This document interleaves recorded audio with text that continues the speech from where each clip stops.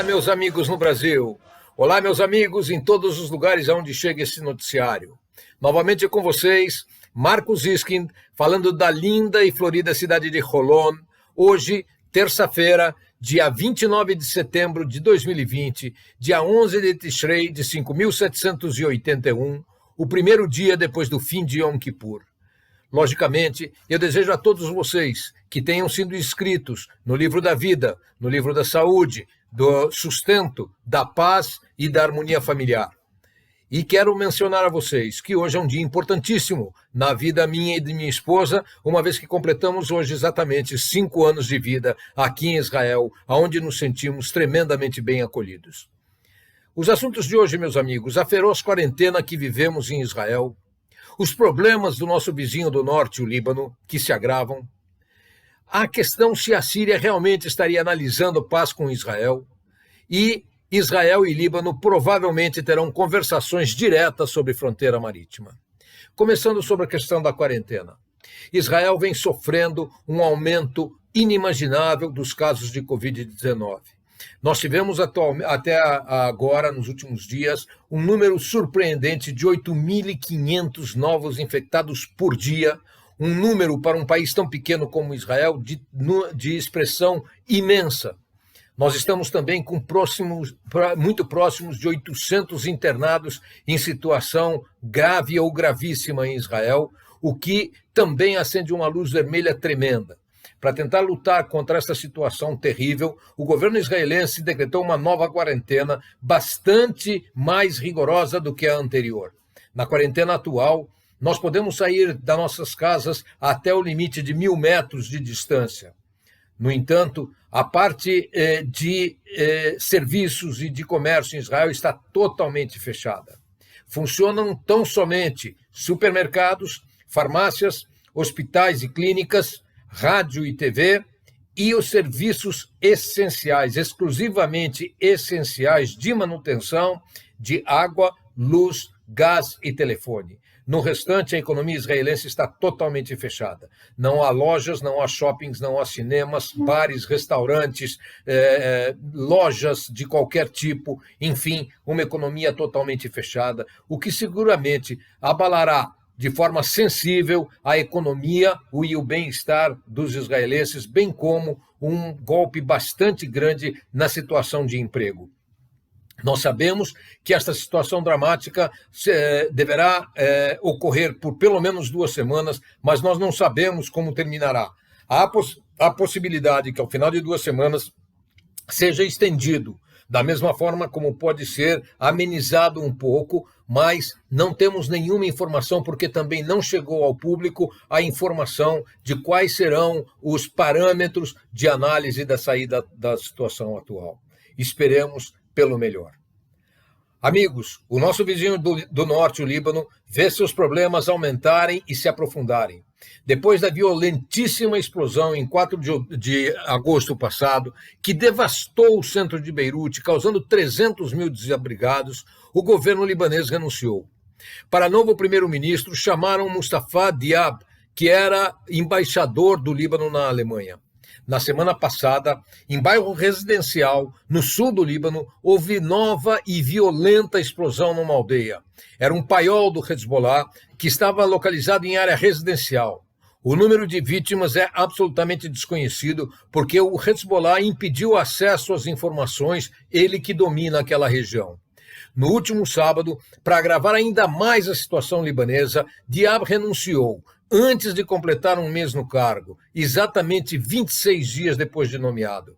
Em seu discurso na TV, ele afirmou não conseguir formar um governo técnico, já que o Hezbollah e o seu aliado Amal exigiam o Ministério das Finanças, onde Mustafa Diab queria um técnico capaz de reerguer o Líbano da sua atual trágica situação econômica. Afinal, segundo Steve Hanke, da Universidade de Johns Hopkins, nos Estados Unidos, a inflação no Líbano está subindo rapidamente, podendo atingir 337%, transformando o Líbano no país com a maior hiperinflação em todo o Oriente Médio. Os 2 fortíssimos grupos xiitas, o Hezbollah e o Amal, exigiam que um político xiita tomasse conta do Ministério das Finanças como vem ocorrendo já há anos, e isto impediu a formação de um novo governo. A França, que é a potência com maior influência no Líbano, já começa a se cansar e dar mostras que talvez acabe deixando os libaneses à sua própria sorte, o que pode ser uma desgraça adicional para este país. Enquanto isso, Mustafa Diab já embarcou para a Alemanha e ontem reassumiu seu cargo como embaixador. O jornal saudita Sharq al-Awsat, desse último domingo, deu uma nota que, se verdadeira, pode acelerar muito a paz no Oriente Médio. Segundo o editor-chefe do jornal Amir Hamidi, Bashar al-Assad, que é o presidente da Síria, estaria estudando a possibilidade de uma aproximação com Israel. No passado, em épocas de crises sírias, tanto seu pai e o ex-presidente Hafez Assad, como ele mesmo, já assinalaram uma possível aproximação com Israel sempre que os seus governos se enfraqueciam. Na verdade, aparentemente eles queriam usar esta aproximação como uma ponte para a ajuda norte-americana. No momento, a situação síria se encontra com uma economia totalmente dilapidada, a Turquia invadiu o norte da Síria, os curdos a noroeste clamam por um Estado independente, os comandantes militares mantêm um confronto bastante sério com as principais forças econômicas e o caos reina no Golã sírio. Assad, no entanto, é obrigado a usar de máxima prudência, porque o Irã tem forte presença militar dentro da Síria e poderia reagir violentamente a qualquer sinalização de normalização ou mesmo de aproximação entre a Síria e Israel. A Rússia, que é o principal fiador internacional da Síria, teria de ser consultado. E se as tentativas vierem a ocorrer, será sem dúvida uma parte importante em eventuais negociações. No entanto, como só um jornal falou nisso no domingo, e não houve eco nem na segunda-feira e nem na terça aqui em Israel e em qualquer outro país árabe, talvez seja apenas uma especulação.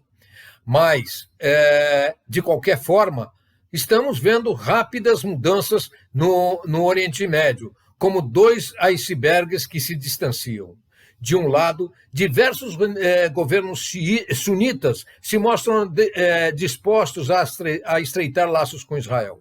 Além dos Emirados Árabes Unidos e Bahrein, que já assinaram a normalização, aparentemente Sudão, Omã, Arábia Saudita, Marrocos e Kuwait podem estar se aproximando de uma normalização com Israel também. Este é o primeiro eixo.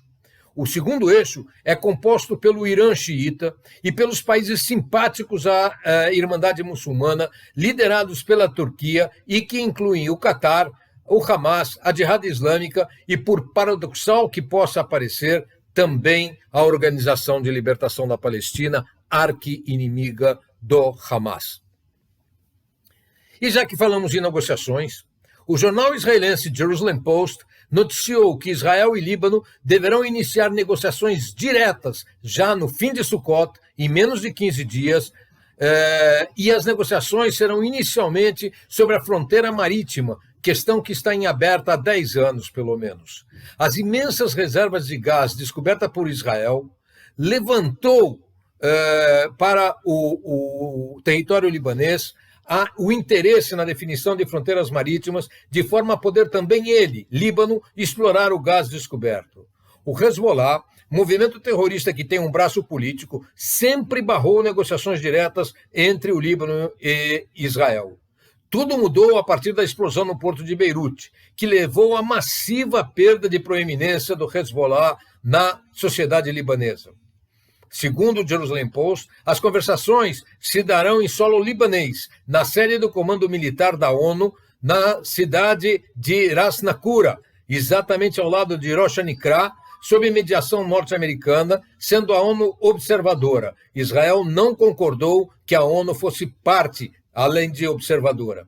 Se houver um acordo, o Líbano poderá passar a explorar reservas de gás e, com isso, amenizar a tremenda crise econômica que o assola. De quebra, quem sabe veremos também a criação de confiança mútua que leve mais um vizinho a um rumo de paz com Israel. Como se diz em árabe, Inshallah, tomara que seja verdade. Meus amigos, na próxima sexta-feira, nós começamos a festa de Sukkot, a festa dos tabernáculos.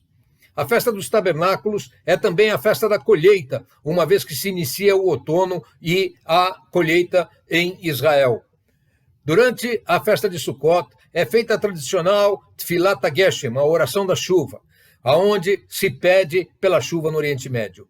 É de se lembrar que o Oriente Médio é uma área desértica e carece tremendamente de água. O Oriente Médio não recebe chuvas durante pelo menos 8 meses do ano.